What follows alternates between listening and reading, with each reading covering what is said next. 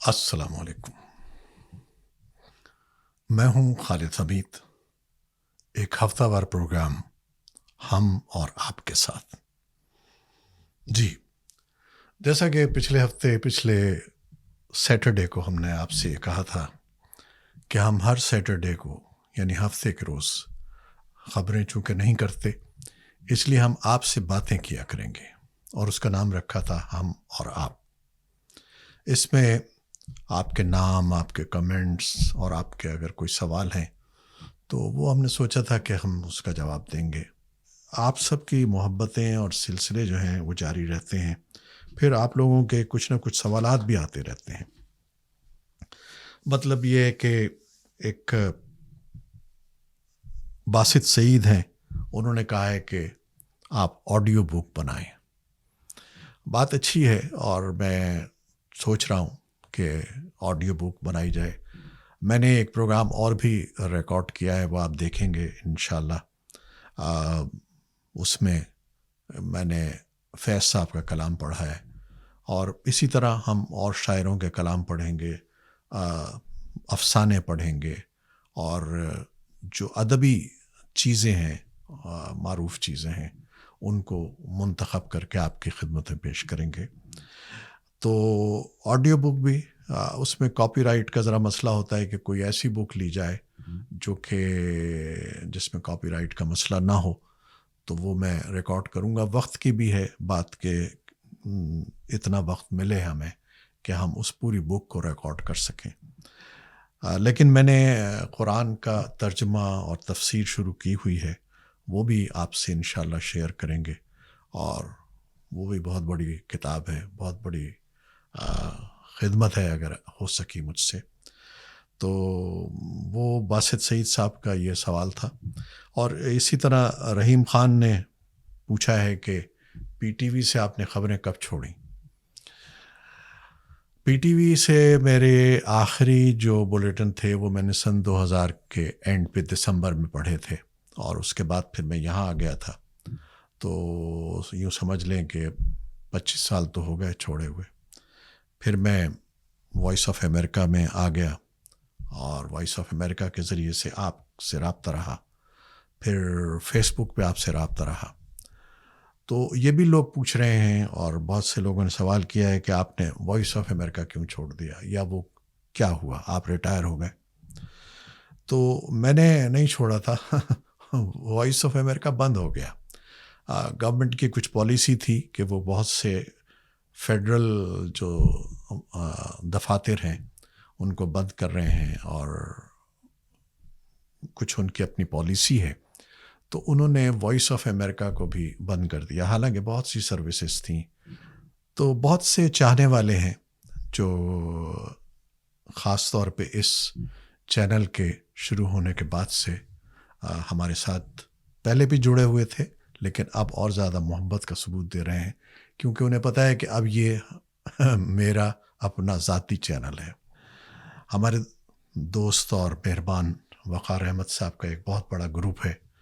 انہوں نے کہا ہے کہ میں میرے 300-400 فالوورس ہیں، وہ سب آپ کو دیکھ رہے ہیں، سبسکرائب کر رہے ہیں، پسند کر رہے ہیں. اسی طرح سحر خورشید ہیں، انہوں نے پی ٹی وی گولڈ کے نام سے ایک بہت بڑا گروپ بنایا ہوا ہے. تو انہوں نے مجھے پورا پیغام بھی بھیجا تھا، اور یہ کہا تھا کہ میں اپنے گروپ میں آپ کا یہ چینل، یہ لنک ڈال دوں گی، اور وہ سب آپ کو پسند کرتے رہیں گے اور یاد کرتے رہیں گے. اسی طرح ڈاکٹر عارف محمود ہیں، انہوں نے یہاں بزم حرف و سخن کے نام سے ایک بہت بڑا گروپ بنایا ہے. تو وہ بھی اپنے گروپس میں شیئر کرتے ہیں ہمارے اس چینل کو. پھر سری نگر سے فردوس بھٹ بہت عرصے سے ہمارے ساتھ ہیں، اور ہمیشہ پہلے دوسرے کمنٹس ان کے ہی ہوتے ہیں.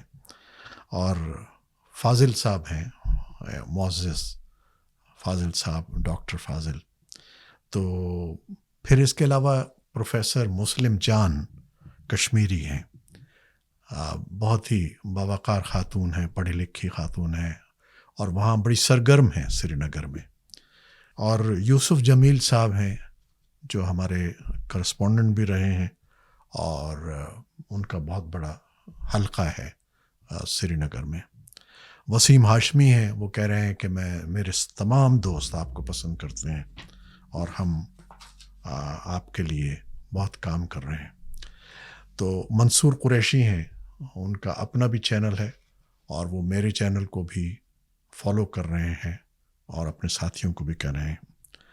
پھر اس کے علاوہ خرم شہزاد ہیں، محمد جان فاروق ہیں، عمر جان فاروق ہیں، سلویسٹر جوزف ہیں، ایسٹر جوزف ہیں، عامر ہاشمی ہیں اسلام آباد سے. پھر اشر عالم ہیں، ان کا بہت بڑا گروپ ہے، ٹی وی کے سابق اینکر بھی رہے ہیں.